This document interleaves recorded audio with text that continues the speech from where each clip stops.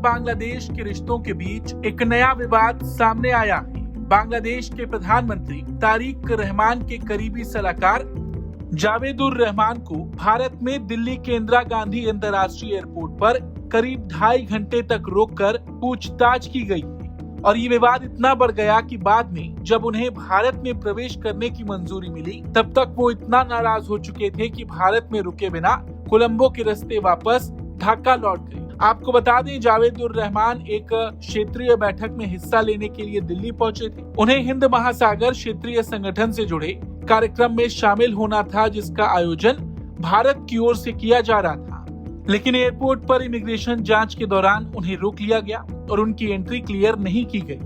Reports के मुताबिक बांग्लादेश सरकार ने उनकी यात्रा की जानकारी पहले से भारतीय अधिकारियों को दी। इसके साथ ही साथ भारत में बांग्लादेश के उच्चायुक्त ने भी यात्रा से पहले भारतीय अधिकारियों के साथ बातचीत की थी। इसके बावजूद एयरपोर्ट पर उन्हें रोक लिया गया, जिससे ढाका में नाराजगी बढ़ गई। बताया जा रहा है कि जांच के दौरान अधिकारियों के सिस्टम में उनका नाम एक वॉच लिस्ट में दिखाई दिया था और इसी वजह से अतिरिक्त जांच की गई।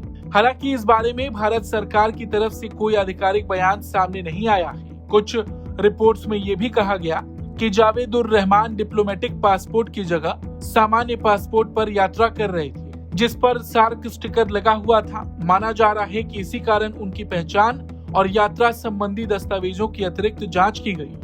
बांग्लादेश ने इस पूरे घटनाक्रम पर कड़ी प्रतिक्रिया दी है। ढाका ने भारत के उप उच्चायुक्त को तलब कर अपनी नाराजगी जताई। बांग्लादेश के विदेश मामलों के अधिकारियों ने भी इस घटना को दुर्भाग्यपूर्ण और निराशाजनक बताया। उनका कहना है कि जब यात्रा की पूरी जानकारी पहले से दी गई थी तब ऐसी स्थिति नहीं बननी चाहिए थी। जावेदुर रहमान बांग्लादेश में एक चर्चित नाम है।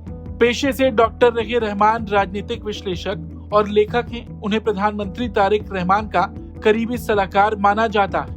वो चुनाव सुधार, लोकतंत्र, सुशासन और मानवाधिकार जैसे मुद्दों पर अपनी राय रखने के लिए जाने जाते हैं। और ये घटना ऐसे वक्त पर हुई जब बांग्लादेश में नई सरकार बनने के बाद भारत और बांग्लादेश के संबंधों को नए सिरे से देखा जा रहा है। फरवरी में हुए चुनावों के बाद तारिक रहमान प्रधानमंत्री बने थे और तब से दोनों देशों के बीच रिश्तों को लेकर लगातार चर्चा हो रही। हालांकि जावेदुर रहमान को थोड़ी जांच के बाद भारत में प्रवेश की अनुमति दे दी गई, इसीलिए ये मामला तकनीकी और प्रशासनिक स्तर पर सुलझा लिया गया। लेकिन एयरपोर्ट पर हुई इस घटना ने दोनों देशों के बीच जरूर एक नई बहस छेड़ दी है। इस खबर पर आपका क्या कुछ कहना है, कमेंट करके जरूर बताएं।